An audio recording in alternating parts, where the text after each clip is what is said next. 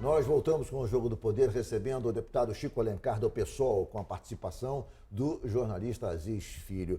Deputado, a classe média foi muito criticada, me lembro até recentemente pela Marilena Chauí, fez uma crítica muito dura e tal, a classe média, mas muito bem. Até discordei Ela naquele conhece a classe média, né? Eu até discordei naquele momento, nossa. mas eu queria saber a sua opinião sobre o comportamento da classe média agora, que no governo PT ia para as ruas, batia panela, fazia manifestação por conta, supostamente, do combate à corrupção. No entanto, não houve nenhuma mudança de padrão ético, ao contrário, no atual governo. No entanto, a classe média não bate panela, a classe média não vai para as ruas. Quer dizer, na verdade, naquele momento, se queria apenas derrubar, tirar o PT do governo e não exatamente combater a corrupção, é isso? Olha, Ricardo, o primeiro ponto é a gente pensar direitinho na estrutura de classes no Brasil, que é mais complexa do que supõe nossa vã filosofia até lá dos idos do Manifesto Comunista, burgueses e proletários, um segmento intermediário que tende a se vincular à burguesia. Essa estrutura de classes é muito mais complexa hoje. A própria classe trabalhadora, ela tem diferentes segmentos, há um processo também de desmaterialização da produção, aquela figura do patrão com charutão, dinheiro no bolso e o operário fabril ali. Ela ainda existe, mas não é talvez nem o predominante. O Brasil é um país, como se diz aí, de muita classe média, em termos de possibilidades de vida, de aquisição, mas existe uma massa enorme de despossuídos, de desalentados, de gente que não está nem no mercado de trabalho, né?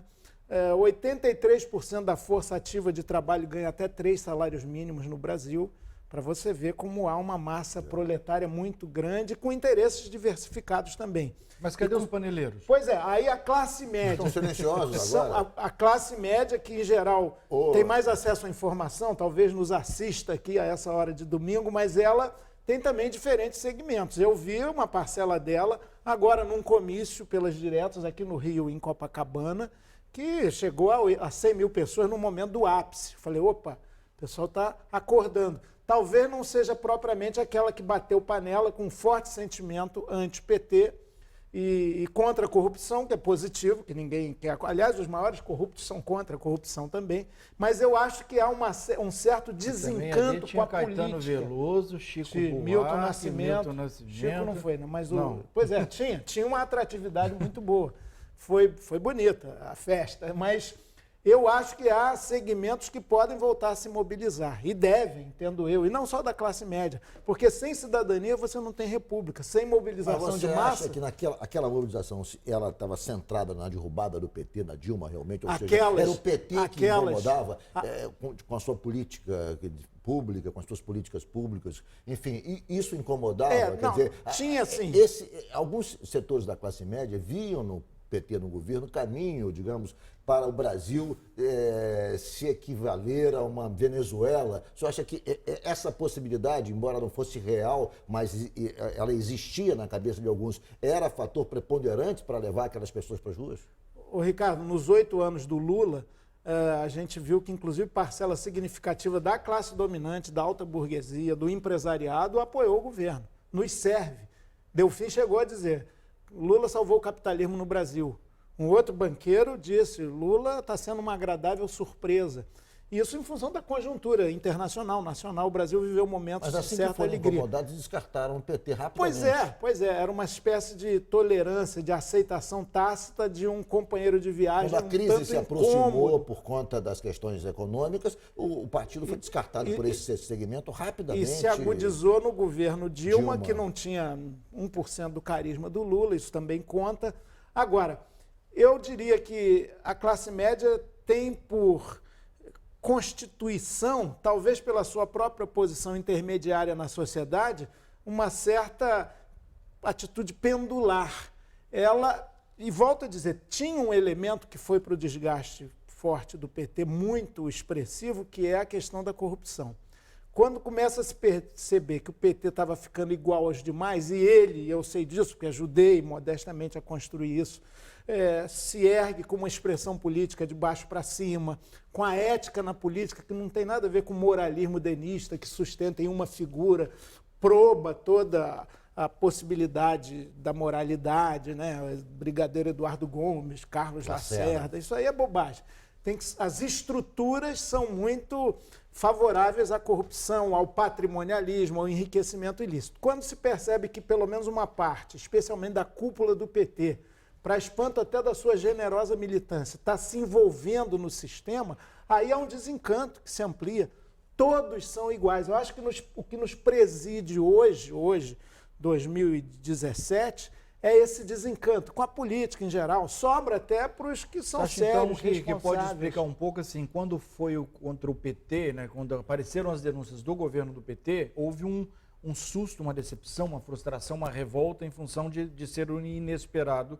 E agora estaria havendo um certo comodismo, conformidade. Ou seja, houve as pessoas estão ali era uma conformadas contradição entre o discurso e a prática. Agora não há mais a contradição. O pecado do pregador é sempre mais grave que o do pecador, quanto mais. Então houve uma... Eu vivi isso, eu senti isso. Tem uma música maravilhosa do Chico e do Lô para uma peça do saudoso Augusto Boal, que foi vereador pelo PT, eu era vereador também, querido amigo, chama Meia-Noite, e ele fala assim: meu navio carregado de ideais que foram escorrendo feito grãos, as estrelas que não voltam nunca mais e um oceano para lavar as mãos, seus irmãos, seus rivais.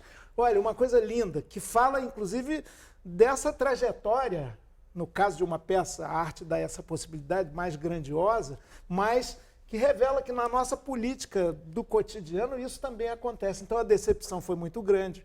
O PT devia fazer uma profunda autocrítica, que infelizmente não parece ter feito aí no último congresso deles. Nós seguimos o nosso caminho, nós do PSOL, e sem nenhum sectarismo, sem demonizar ninguém, sem achar que ali está a expressão do mal encarnado. Esse negócio maniqueísta também é muito ruim. Agora, quero lembrar o seguinte, esse desencanto também havia em 2013, com a política, já, né, o PT já tinha havido o mensalão, uma série de denúncias. De repente, vem uma vaga, claro, difusa, confusa, mas impressionante, um destampatório geral, onde todas as instituições ficaram sob questão. As instituições da mídia, as instituições políticas, as instituições religiosas, era horizontalidade, diverso, difuso, confuso, como eu disse, mas um movimento de massa, muito influenciado também pelas novas redes de comunicação, agora, contestando o poder e buscando significado. Isso não acabou. O formato que isso tomou também naquele momento de exacerbação, de um certo exagero, de muitos exageros, né? Inclusive teve morte, teve muita violência, muita depredação. Isso era uma certa calda envenenada. As manifestações massivas aconteceram em cidades pequenas também. Sim, mas isso também não ficou desacreditado? Essa é a minha pergunta. Também o protesto, no meio disso tudo, né, porque você teve a decepção com o PT, teve a decepção com o governo Temer, reformista, teve a decepção com os políticos. Você não acha que também houve uma decepção com a capacidade dos protestos de resultarem em alguma coisa? As pessoas não estão acreditando, não estão querendo ir para a rua por isso também? Houve, mas eu não diria que isso está cristalizado. A ânsia de mudança, a expectativa, de um lado é inerente ao ser humano. O Fernando Pessoa dizia, ser gente é ser descontente. Aquele descontentamento que se massificou e verbalizou, corporificou em impressionantes manifestações de massa, ele teve desdobramentos. Eu acho que há um elemento de radicalidade aí, que às vezes é pouco elaborado, pouco profundo, meio truculento, até primário, mas que se expressa, por exemplo, na adesão que o nome Bolsonaro, que não é partido, não é nada, tá crescente, mas mas só que opiniões, eu também acho que isso, o debate político, se houver no país, na dimensão que ele precisa ter, de amplitude, ele vai desmontar a fragilidade de uma expressão de ultradireita, um pouco como Marine Le Pen, e olha que eu estou falando da França, né? Ali a Le Pen, na verdade, quase não foi para o segundo turno em função do Mélenchon, que era uma expressão com racionalidade de uma esquerda mais autêntica, após a decepção com o partido socialista, do François Hollande. Então, Mas, você embora vê, com tudo isso, quem venceu foi uma pessoa conservadora. com a fisionomia nova, mas não tão mostrando truculenta renovação, quanto... não truculenta como Le Pen. Não, e como o Donald Trump mesmo. Assim, lá nos Estados Unidos. Eu fiquei impressionado com a ascensão de Bernie Sanders, que quase conseguiu. toma o lugar da Hillary Clinton no Partido Democrata. E há quem diga que se ele disputasse com o Trump, venceria a eleição. Então, olha, há a apatia, há o desencanto, há o ódio da direita, há a irracionalidade, a brutalidade, o fazer justiça com as próprias mãos, mas há também sementes de esperança nascendo no mundo inteiro. E no Brasil eu acredito que isso vai acontecer. Eu vou fazer um rápido intervalo, o Jogo do Poder volta já já hoje com o deputado Chico Alencar do PSOL.